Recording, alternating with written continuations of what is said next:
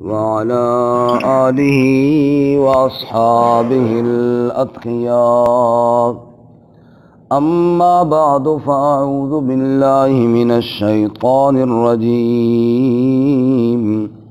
بسم الله الرحمن الرحيم.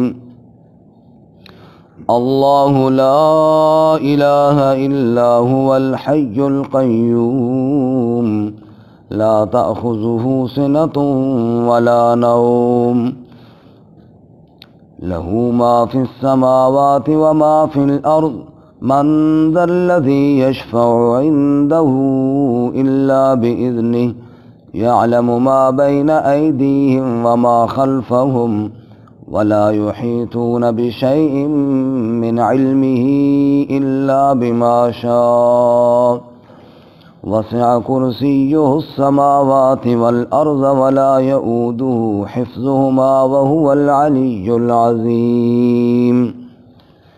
اللہ لا الہ الا ہو، اللہ کی وہ ذات ہے کہ اس کے علاوہ کوئی الہ نہیں. الحی القیوم، ہمیشہ زندہ رہنے والا، سب کو تھامنے والا. لا تأخذہ سنۃ ولا نوم، نہیں آتی اس کو اونگ اور نہ نیند. لہ ما فی السماوات وما فی الارض، اسی کے لیے جو آسمانوں میں ہے اور جو زمین میں. من ذا الذی یشفع عندہ الا باذنہ، کون ہے جو سفارش کرے اس کے ہاں سوائے اس کی اجازت کے. یعلم ما بین ایدیہم وما خلفہم، وہ جانتا ہے جو ان کے آگے اور جو ان کے پیچھے. ولا یحیطون بشیء من علمہ الا بما شاء، اور وہ احاطہ نہیں کرتے کسی شے کا اس کے علم میں سے مگر جو وہ چاہے. وسع کرسیہ السماوات والارض، وسیع ہے اس کی کرسی آسمانوں اور زمین پہ. ولا یؤودہ حفظہما، اور تھکاتی نہیں ہے اس کو حفاظت ان کی. وہو العلی العظیم، اور وہ بلند ہے، عظمت والا ہے. سبحان ربک رب العزت عما یصفون وسلام علی المرسلین والحمد للہ رب العالمین. اللہم صل علی محمد وعلی آل محمد کما صلیت علی ابراہیم وعلی آل ابراہیم انک حمید مجید. اللہم بارک علی محمد وعلی آل محمد کما بارکت علی ابراہیم وعلی آل ابراہیم انک حمید مجید. معزز سامعین، سورۃ البقرہ کا 34واں رکوع آیت نمبر 255 آپ کے سامنے تلاوت کی ہے. اللہ رب العزت اس کے مطابق صحیح بیان کی توفیق عطا فرمائے اور ہمیں قرآن و سنت پر عمل کرنے کی توفیق عطا فرمائے. قرآن کریم کی آیات میں سب سے افضل اور بڑی شان والی آیت آیت الکرسی ہے. گزشتہ درس میں اس کے فضائل اور پہلا جملہ اللہ لا الہ الا ہو، اس سے متعلق چند گزارشات عرض کی تھیں. اللہ لا الہ الا ہو ایک دعویٰ ہے اور آگے اس پر دلائل ہیں. اللہ کے علاوہ کوئی الہ نہیں ہے. کیوں نہیں ہے؟ اس پر کیا دلائل ہیں؟ پہلی دلیل ارشاد فرمائی الحی، اس لیے کہ ہمیشہ زندہ رہنے والی ذات اللہ تعالیٰ کی ہے. فرمایا کل من علیہا فان ویبقى وجہ ربک ذو الجلال والاکرام، ہر ایک کو فنا ہے، اگر فنا سے باقی ہے تو صرف تیرے رب کی ذات باقی ہے. سبحان اللہ. ایک جگہ فرماتے ہیں کل شیء ہالک الا وجہ، سوائے اس کی ذات کے ہر ایک نے موت کا ذائقہ چکھنا ہے. اور ایک مقام پر اللہ تعالیٰ یوں فرماتے ہیں وَتَوَكَّلْ عَلَى الْحَيِّ الَّذِي لَا يَمُوتُ، بھروسہ اس زندہ پر رکھ جس کو کبھی موت نہیں ہے، اور وہ صرف کون ہے جی؟ اللہ تعالیٰ. یہی وجہ ہے کہ احادیث میں بھی اسی طرح ہے، رسول اللہ صلی اللہ علیہ وسلم نے ارشاد فرمایا کہ موت ایک انفرادی ہے، آج میں مر گیا، کل آپ مر گئے، پرسوں فلاں مر گیا، یہ انفرادی موت ہے۔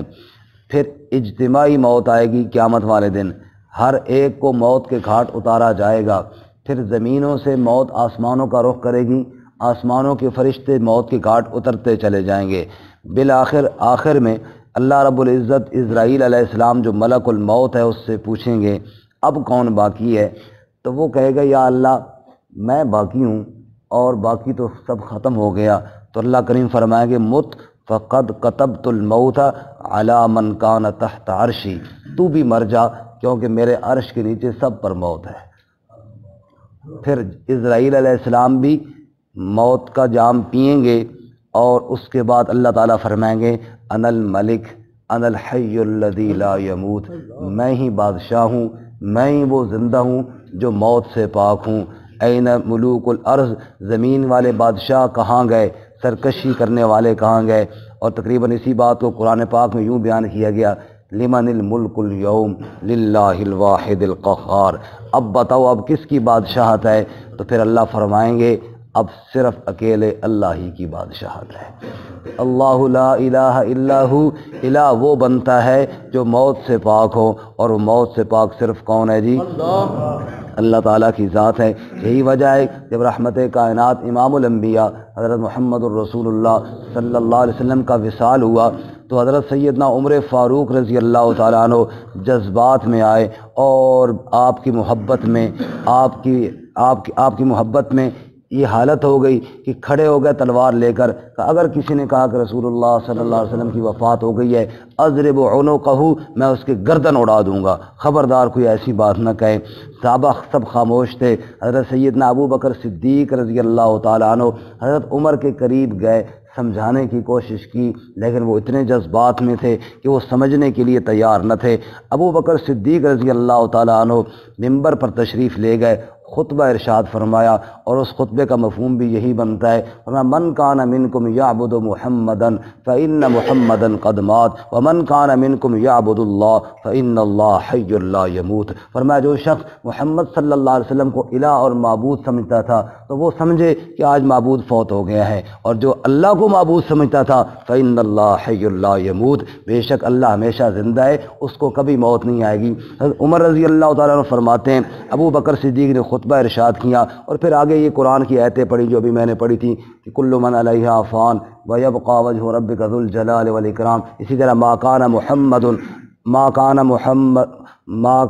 وما محمد الا رسول قد خلت من قبلہ الرسل، کہ محمد صلی اللہ علیہ وسلم ایک رسول ہے، وہ معبود تو نہیں ہے، پہلے بھی آپ سے رسول آئے اور دنیا سے چلے گئے۔ اور اسی طرح جناب انک میت و انہم میتون، حضرت عمر فرماتے جب یہ آیتیں ابو بکر صدیق رضی اللہ تعالیٰ نے پڑھی، مجھے غم کی وجہ سے تو پہلے بھولی ہوئی تھیں اور میں یہ سمجھ رہا تھا کہ یہ ایسی بات ہو ہی نہیں سکتی، جب یہ آیتیں پڑھی گئیں تب مجھے احساس ہوا اور مجھے یاد آیا، اور پھر حضرت عمر کے ہاتھوں سے تلوار گری اور آپ گھٹنوں کے بل یوں کر چلتے چلتے ممبر کے قریب آئے اور فرمانے لگے مجھے اب معلوم ہو گیا کہ اللہ کے نبی ہمیں چھوڑ کر چلے گئے۔ اللہ لا الہ الا هو الحی القیوم، جس کو موت نہیں آتی، جو موت سے پاک ہے وہ صرف میرا اللہ تعالیٰ ہے، اس لیے وہی معبود ہے، لا الہ الا اللہ، الہ بننے کے قابل وہی اسی کی ذات ہے۔ القیوم، وہ سب کو خود قائم رہنے والا بغیر کسی کے سہارے کے، اسے کسی کی سہارے کی ضرورت کوئی نہیں ہے۔ الحمدللہ الذی لم یتخذ ولدا ولم یکن له شریک فی الملک ولم یکن له ولی من الذل وکبرہ تکبیرا، جس کی اولاد کوئی نہیں، نہ اسے اولاد کے سہارے کی ضرورت ہے۔ میں بوڑھا ہو جاتا ہوں، مجھے اولاد کے سہارے کی ضرورت پیش آتی ہے، اللہ کی اولاد کوئی نہیں، اسے سہارے کی ضرورت بھی کوئی نہیں ہے۔ لم یکن له شریک فی الملک، اس کے ملک میں اس کا کوئی شریک بھی کوئی نہیں، ولم یکن له ولی من الذل، اور میں مجبور ہو جاتا ہوں، بڑے بڑے موقع آتے ہیں، بڑے بڑے بادشاہ اور بڑے بڑے طاقتور، ان کو بھی ضرورت پیش آتی ہے کہ یار یہاں پر میرا کوئی سہارا بنے، اور جس کو سہارے کی ضرورت پیش نہیں آتی وہ میرا اللہ ہے۔ اس لیے وہاں فرماتے ہیں وکبرہ تکبیرا، اسی کی تکبیر اور اسی کی بڑائی بیان کرو۔ القیوم، سب کو تھامنے والا، خود کسی کے سہارے کی ضرورت اس کو نہیں ہے۔ مچھلی کے پیٹ میں یونس علیہ السلام جائے ان کو سہارا دینے والا، آگ میں ابراہیم علیہ السلام جائیں ان کو سہارا دینے والا، چھری کے نیچے اسماعیل علیہ السلام کو بچانے والا، اور ہجرت کی رات تلواروں کے جھرمٹ سے اپنے محبوب کو بچا کر نکال کر لے جانے والا، القیوم سب کو تھامنے والا، لا تأخذہ سنۃ ولا نوم، اسے اونگ بھی نہیں آتی، اسے نیند بھی نہیں آتی۔ فرمایا نیند کی 3 درجے ہیں، ایک سنا، ایک نعاس، ایک نوم۔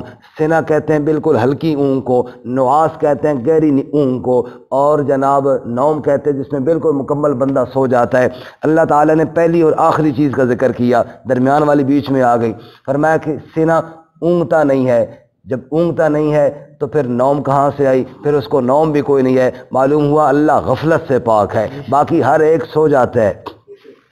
اولیاء اللہ سو جاتے ہیں، صحابہ سو جاتے ہیں، انبیاء سو جاتے ہیں، اللہ کے نبی صلی اللہ علیہ وسلم سوئے تو تبھی ہمارے لیے سونے کی سنتیں بنی ہیں، لیکن سونے سے پاک ہے تو صرف کون ہے جی؟ اللہ تعالیٰ۔ رسول اللہ صلی اللہ علیہ وسلم سفر سے واپس تشریف لا رہے ہیں، رات کا وقت ہے، آپ سو گئے، فرمایا صبح نماز کے لیے کون اٹھائے گا؟ حضرت بلال رضی اللہ تعالیٰ عنہ نے فرمایا کہ میں اٹھاؤں گا۔ آپ صلی اللہ علیہ وسلم فرمایا ٹھیک ہے، باقی سو گئے۔ بلال نفلوں میں مشغول ہو گئے کہ نبی پاک اور صحابہ کو جگانا ہے۔ فرمانے لگے جب صبح صادق کا وقت قریب آیا، اونٹنی کی پلانگ کے ساتھ ٹیک لگائی اور میں نے مشرق کی طرف رخ کر دیا اور بیٹھ گیا کہ جو ہی سورج کی کرنیں اوپر اٹھیں گی، یعنی صبح صادق کی روشنی پھوٹے گی تو میں نبی پاک صلی اللہ علیہ وسلم کو جگا دوں گا۔ فرمان لگے پھر کیا ہوا؟ تھکاوٹ بھی تھی اور جگراتا بھی تھا، بس جو ٹیک لگایا تو میں بھی سو گیا، حتیٰ کہ سورج طلوع ہو گیا، حتیٰ کہ سورج طلوع ہو گیا۔ اللہ کے نبی صلی اللہ علیہ وسلم بھی سوئے ہوئی ہیں، صحابہ کرام بھی سوئے ہوئی ہیں، حضرت بلال بھی سوئے ہوئی ہیں۔ سورج کی کرنیں جب رحمت کائنات صلی اللہ علیہ وسلم کے وجود اطہر پر پڑیں، سب سے پہلے اللہ کے محبوب صلی اللہ علیہ وسلم اٹھے، اور آپ صلی اللہ علیہ وسلم بڑی تیزی سے اٹھے اور فرمایا الصلاۃ الصلاۃ، نماز نماز، لوگوں نماز رہ گئی اور صحابہ اٹھے۔ حضرت بلال اسی طرح مزے سے سوئے ہوئی ہیں جناب ٹیک لگا کر، اور آپ صلی اللہ علیہ وسلم نے ٹھوکر ماری اور فرمایا بلال کیا ہوا تجھے کیا ہوا؟ تو نے تو ہمیں جگانا تھا۔ بلال اٹھے، الحمدللہ الذی احیانا بعد ما اماتنا والیہ النشور، تعریفیں تو اس رب کے لیے ہیں جس نے موت کے بعد زندگی دی ہے، یعنی سونے کے بعد دوبارہ اٹھا دیا ہے۔ وہ کیا ہوا بلال تیرے ساتھ؟ کہا یا رسول اللہ جو آپ کے ساتھ ہوا وہ میرے ساتھ بھی ہو گیا، جو آپ کے ساتھ ہوا وہ میرے ساتھ بھی ہو گیا۔ بولا چلو نکلو یہاں سے، آگے جا کے نماز پڑھی۔ اللہ کی حکمت تھی، قضا نماز کا طریقہ بھی سامنے آ گیا۔ برکت سوئے، اللہ کے نبی صلی اللہ علیہ وسلم بھی سوئے، آپ کے صحابہ بھی سوئے، اور جو سونے سے پاک ہو وہ معبود بننے کے قابل ہے، اور وہ صرف میرا اللہ ہے۔ لا تأخذہ سنۃ ولا نوم، جسے اونگ نہیں آتی، جسے نیند نہیں آتی۔ آگے فرماتے لہ ما فی السماوات وما فی الارض، ارے نیند کیسے آئے، اونگ کیسے آئے؟ آسمان میں جو ہے، زمین میں جو ہے، سب اسی کے ہیں اور سب اسی کے مانگتے ہیں، سب اس سے مانگنے والے ہیں، وہ سب کو دینے والا ہے۔ یسألہ من فی السماوات والارض کل یوم هو فی شان، آسمانوں والے بھی اس سے مانگتے ہیں، زمین والے بھی اس سے مانگتے ہیں، ہر وقت ہر ایک اس سے مانگتا ہے۔ اور میرے نبی صلی اللہ علیہ وسلم نے ارشاد فرمایا تمہارے پہلے بھی، تمہارے پچھلے بھی، تمہارے بچے بھی، تمہارے بوڑھے بھی، تمہارے مرد بھی، تمہاری عورتیں بھی، تمہارے زندہ بھی، تمہارے مردہ بھی، سب اکٹھے ہو جائیں، ایک میدان میں کھڑے ہو جائیں، ہر ایک رب سے مانگنا شروع کرے، اپنی اپنی حاجت مانگے، اپنی اپنی بولی میں مانگے۔ اس کی ذرا تھوڑی تشریح میں یوں کہیں، کوئی عربی میں مانگتا ہے، کوئی پشتو میں مانگتا ہے، کوئی پنجابی میں مانگتا ہے، کوئی اردو میں مانگتا ہے، کوئی انگلش میں مانگتا ہے، کوئی کس بولی میں اور کوئی کس بولی میں مانگ رہا ہے، یک وقت مانگ رہے ہیں، سارے مانگ رہے ہیں، الگ الگ چیزیں مانگ رہے ہیں، اور جو سب کی باتیں سنے، سب کو دینے پہ قدرت رکھے، اس کو معبود کہتے ہیں۔ لہو ما فی السماوات وما فی الارض، آسمانوں والے بھی اس کے، زمین والے بھی اس کے، سب اس کے بھکاری۔ یا ایھا الناس انتم الفقراء الی اللہ، اے لوگو تم سارے فقیر ہو، کس کے در کے؟ اللہ کے در کے۔ واللہ الغنی الحمید، اور داتا اور غنی صرف کون ہے؟ اللہ۔ لہو ما فی السماوات وما فی الارض، آسمان زمین میں سب اسی کا ہے، ایک انچ بھی کسی اور کا نہیں ہے، ایک تن کا بھی کسی اور کا بنا ہوا نہیں ہے، پوری کائنات کا اکیلا مالک وہی معبود بننے کے قابل ہے۔ من ذا الذی یشفع عندہ الا باذنہ، کون ہے جو اس کے آگے سفارش کرے سوائے اس کی اجازت کے؟ شفاعت قہریہ، میں نے پچھلے درس میں عرض کیا تھا کہ شفاعت کی دو قسمیں ہیں. ایک تو ہے اذن کے ساتھ، رب جس کو اجازت دے، جس کے لیے اجازت دے وہ تو وہاں بولے گا، جب تک اجازت نہیں ہوگی تب تک کوئی بولے گا نہیں. ہمارے پیارے نبی صلی اللہ علیہ وسلم بھی مقام محمود پر جا کر سجدہ کریں گے، سفارش نہیں کریں گے، سر سجدے میں رکھیں گے، اللہ کی حمدیں کریں گے، اللہ کی تعریفیں کریں گے، اتنی حمدیں اتنی تعریفیں بیان کریں گے، اللہ کا غصہ ٹھنڈا ہوگا. پھر اللہ فرمائیں گے ارفع راسک سل توتا، سر اٹھائیے میرے محبوب اور سوال کیجئے، سفارش کیجئے، آپ کی سفارش قبول کی جائے گی. جب رب کی طرف سے اذن ہوگا تب سفارش ہوگی، جب تک اذن نہیں ہوگا تب تک سفارش نہیں ہوگی. تو اللہ تعالیٰ اس نظریے کا رد کرتے ہیں. مت کوئی یہ سمجھے کہ مجھ سے کوئی چھڑوا لے گا، نہ. من ذا الذی یشفع عنده الا باذنہ، اذن کے بغیر کوئی سفارش کرنے والا نہیں ہوگا. لا یتکلمون الا من اذن له الرحمن، وہی بولے گا جس کو رحمان اجازت دے گا. وخشعت الاصوات یومئذ فلا تسمع الا ہمسا، بڑے بڑے آوازوں والے سب کی آوازیں دب جائیں گی، کوئی بولنے کی جرت نہیں کرے گا. کون ہے جو رب کے سامنے بولے؟ کون ہے جو رب کے سامنے کلام کرے؟ کون ہے جو بغیر اذن کے وہاں بول سکے؟ وہ مالک الملک ہے، وہ مالک الملک ہے، وہ سب سے بڑا بادشاہ ہے، اس کے سامنے کوئی بول نہیں سکتا. من ذا الذی یشفع عنده الا باذنہ، کون ہے جو اس کے آگے سفارش کرے اجازت کے بغیر؟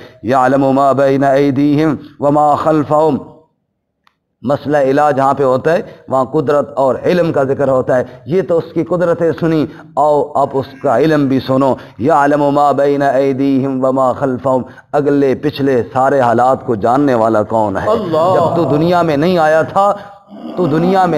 تھا تب بھی تیرے مکمل ڈیٹا اللہ جانتا تھا.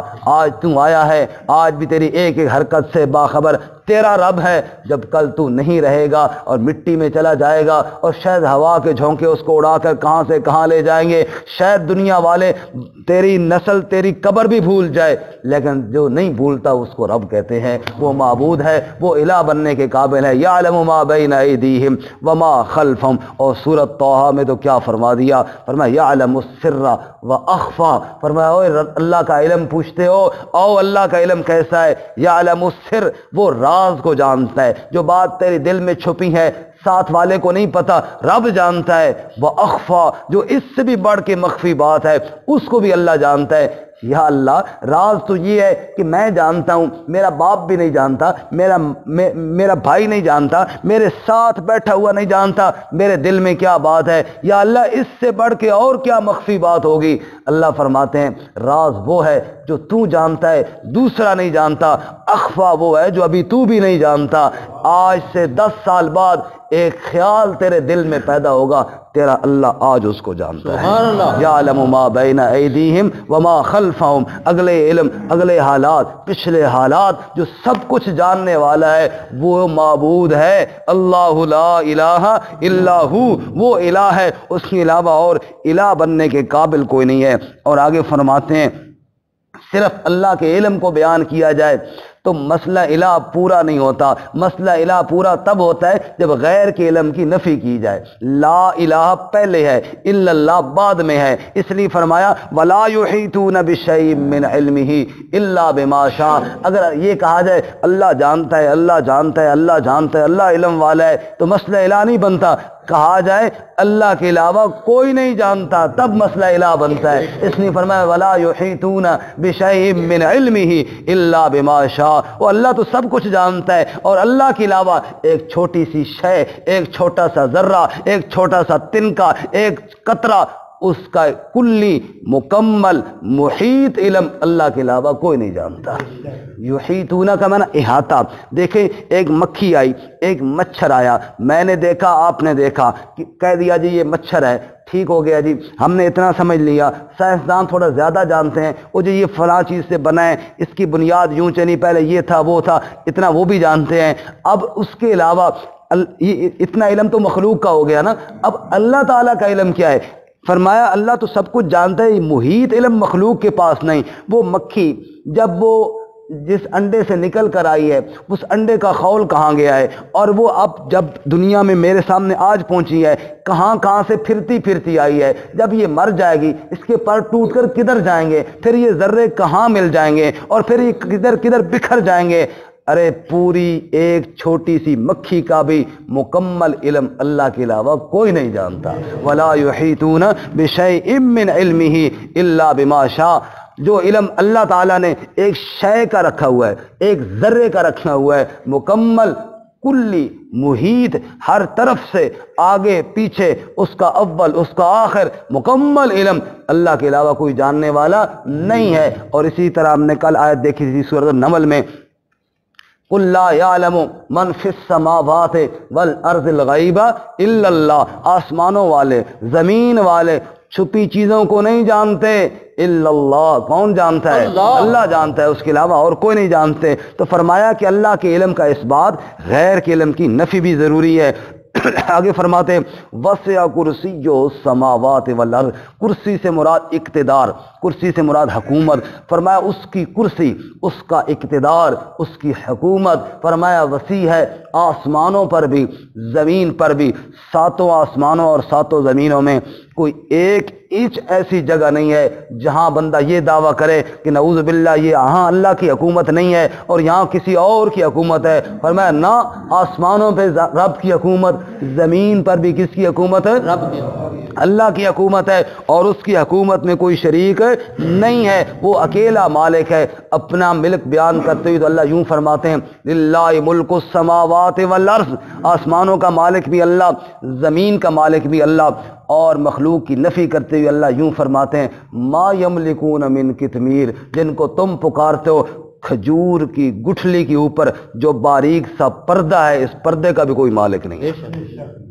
جی، ایک بال کا بھی کوئی مالک نہیں ہے۔ اے خالق کل، اے مالک کل، اے عالم کل، اے قادر کل، رحمان ہے تو، سبحان ہے تو، کوئی تیری صفتیں پا نہ سکا، ہر شے پہ تصرف ہے تیرا، تصرف کا معنی اختیارات، ہر شے پہ تصرف ہے تیرا، جب حکم کیا تب می برسا، اے مالک ابر سے تیرے سوا ایک بوند بھی کوئی گرا نہ سکا، مخلوق ہے وہ، محکوم ہے وہ، مجبور ہے وہ، مختار نہیں، جو ذوف و ضرر سے، سقم و اجل سے اپنی جان بچا نہ سکا، جو بیماری سے، بڑھاپے سے اپنے آپ کو نہ بچا سکے، وہ مخلوق ہے، وہ محکوم ہے، وہ تیرے امر کے آگے مجبور ہے، اور جو مجبوریوں سے پاک ہے وہ صرف میرا اللہ ہے۔ وسع کرسیہ السماوات والارض، اس کی کرسی، اس کا اقتدار آسمانوں پر بھی غالب، اس کا اقتدار زمین پر بھی غالب ہے۔ اللہم مالک الملک تؤتی الملک من تشاء وتنزع الملک ممن تشاء وتعز من تشاء وتذل من تشاء بیدک الخیر، اے اللہ تو ہی ملک کا مالک ہے، جس کو چاہتا ہے ملک دیتا ہے، جس سے چاہتا ہے ملک چھین لیتا ہے، جس کو چاہتا ہے عزت دیتا ہے، جس کو چاہتا ہے ذلیل کر دیتا ہے۔ بیدک الخیر، ساری خیریں تیرے ہی ہاتھ میں ہیں، تو شاہوں کو گدا کر دے، گدا کو بادشاہ کر دے، میرے اللہ تیری مرضی، جدھر چاہے ادھر کر دے، کسی کو تاج سلطانی، کسی کو در بدر کر دے، میرے اللہ تیری مرضی، جدھر چاہے ادھر کر دے، اشارہ تیرا کافی ہے کٹانے اور بڑھانے میں۔ وسع کرسیہ السماوات والارض ولا یؤودہ حفظہما، سبحان اللہ، سبحان اللہ، سمجھانے کی حد کر دی۔ یہ بات تو تمہیں سمجھ میں آ گئی کہ خالق بھی وہ، مالک بھی وہ، پوری کائنات کا اکیلا بادشاہ بھی وہ ہے، لیکن بڑے بڑے بادشاہ ہم نے دیکھے وہ تھک جاتے ہیں، اس لیے اپنے وزیر رکھتے ہیں۔ وزیر کا مطلب بوجھ اٹھانے والا، وہ اتنا مملکت کا بوجھ ہوتا ہے نا، وہ خود نہیں سارا اٹھا سکتے، وزیر، وزر اٹھانے والا، بوجھ اٹھانے والا، کچھ جناب فلاں چیز کا یہ وزیر ہے، تو بوجھ یہ اٹھا لے، تو یہ اٹھا لے، تو یہ اٹھا لے، کیونکہ وہ خود اکیلے نہیں اٹھا سکتے۔ اللہ فرماتے ہیں ولا یؤودہ حفظہما، یہ ایسا بادشاہ ہے، اس نے وزیر کوئی نہیں رکھے، اس نے اپنے ساتھ مشیر کوئی نہیں رکھے، کام نمٹانے کے لیے معاون کوئی نہیں رکھے۔ ولا یؤودہ حفظہما، تنے تنہا اکیلا سارے کام خود نمٹا رہا ہے. سبحان اللہ. کل یوم ہوا فی شان، کل یوم ہوا فی شان. ہر آن ہر گھڑی نئی شان کے اندر ہے، ہر آن ہر گھڑی نئے اقتدار اور نئی قوت کے ساتھ موجود ہے. ہر وقت اپنے بندوں کی ہر حاجت کو پورے کرنے کے لیے موجود ہے. اگر جبرائیل کی حاجت کو پورا کرتا ہے تو ایک چھوٹے سی چونٹی کی حاجت سے غافل نہیں ہوتا. اگر ایک نبی صلی اللہ علیہ وسلم نے ارشاد فرمایا کالا پہاڑ ہو، کالا پتھر ہو، اس کے اوپر کالی چونٹی رینگ رہی ہو، میرا اللہ اس کی آہٹ کو بھی سنتا ہے، اس کی حاجت کو بھی جانتا ہے. سبحان اللہ. ولا یعودہ حفظہما، حفاظت کرتے ہوئے تھکتا نہیں ہے. اللہ اکبر. پوری کائنات کے ایک ایک چیز کو تھامنے والا اللہ ہے. ان اللہ یمسک السماوات والارض ان تزولا ولئن زالتا ان امسکہما من احد من بعدی. اوے لوگو، آسمان و زمین کی ایک ایک چیز کو اللہ نے روکا ہوا ہے. ولئن زالتا، اگر وہ چھوڑ دے پھر کون روکنے والا، کون حاجتیں پوری کرنے والا. تیرے دل کے اندر جو خیالات اٹھنے ہیں ان کو جانتا ہے، پھر اس کے مطابق فیصلے کرتا ہے، پھر تیری ضرورتوں کو پورا کرتا ہے. ماں کے پیٹ کے اندر تھا انسان، وہاں تجھے ناف کے ذریعے خوراک دی، باہر آیا تجھے دودھ پلایا، بڑا ہو گیا دنیا کے اناج غلے تیرے سامنے رکھ دیے. ولا یعودہ حفظہما. اب تھک گیا تجھے نعوذ باللہ کہ جناب تو اس کا در چھوڑ کر کہیں اور جاتا ہے. جو اللہ تیری ضرورتیں آج تک پوری کرتا آ رہا ہے، سن تھکا وہ اب بھی نہیں ہے، لہذا اس کا در مت چھوڑنا، وہ پھر بھی اس تیری حاجتیں پوری کرے گا. اور جہاں جاؤ گے دھکے کھاؤ گے، اور اگر دھکے نہیں ملیں گے تو رب کے دربار سے نہیں ملیں گے. خلاصہ پھر کیا نکلا؟ وَهُوَ الْعَلِيُّ الْعَظِيمُ. سبحان اللہ. وَهُوَ الْعَلِيُّ الْعَظِيمُ. سارے پستیوں والے ہیں اور بلندیوں والا کون ہے؟ اللہ. رب کے سامنے کوئی اور بلند نہیں ہو سکتا. العلی، سب سے اونچا، سب سے عالی. اس لیے سجدے میں سر رکھ کر کہتے ہیں نا سبحان ربی الاعلی. ہاں، امیر شریعت سید عطا اللہ شاہ بخاری رحمۃ اللہ علیہ نے ایک بات کہی، کہا میں نے شمائل کی کتابوں میں، حدیث کی کتابوں میں جب آمنہ کے لال صلی اللہ علیہ وسلم کا حسن دیکھا نا تو مجھے لگا کہ یکتائی پیش کرتا ہے. آنکھیں بے مثال، زلفیں بے مثال، چہرہ بے مثال. یکتائی کے معنی ایسا اور کوئی نہیں ہے، آپ یکتائی پیش کرتی ہیں. جب مجھے ہر چیز میں آپ یکتا دکھائی دیے، دل نے چاہا عطا اللہ اس کو معبود بنا لے، آپ صلی اللہ علیہ وسلم کو معبود بنا لے، آپ کو سجدہ کر. یہ تو بے مثال ہے. لیکن جب دیکھا کہ مکے کی تپتی ہوئی زمین پر بے مثال محمد صلی اللہ علیہ وسلم اپنی پیشانی ننگی زمین پر رکھ کر کہہ رہے سبحان ربی الاعلی، تو مجھے سمجھ میں آ گیا عطا اللہ شاہ سجدہ ادھر نہیں کرنا، سجدہ اس کو کر جس کے سامنے بے مثال محمد بھی جھک گیا ہے صلی اللہ علیہ وسلم. وَهُوَ الْعَلِيُّ. وہ سب سے بلندیوں والا کون ہے؟ وہ میرا اللہ ہے. العظیم، وہ سب سے زیادہ عظمتوں والا، سب سے زیادہ شان والا بھی میرا اللہ تعالیٰ ہے. یہ 10 دلائل دے کر اللہ نے ثابت یہ کیا جب میرے علاوہ زندہ کوئی نہیں، جب میرے علاوہ قیوم کوئی نہیں، نیند سے پاک کوئی نہیں، مالک کوئی نہیں، ایسی ہستی کوئی نہیں جس کے سامنے کوئی بول نہ سکے. ہر چیز کا علم میرے پاس ہے اور میں تھکتا نہیں ہوں، اقتدار میرا ہے، علی اور عظیم میں ہوں. تو پھر اللہ لا الہ الا ہو، پھر میرے علاوہ الہ کی بننے کے لائق بھی کوئی نہیں، عبادت کے لائق بھی اور کوئی نہیں. اللہ تعالیٰ عمل کی توفیق عطا فرمائے. ترجمہ دوبارہ سنیں. اللہ لا الہ الا ہو، اللہ کی وہ ذات ہے جس کے علاوہ کوئی الہ نہیں.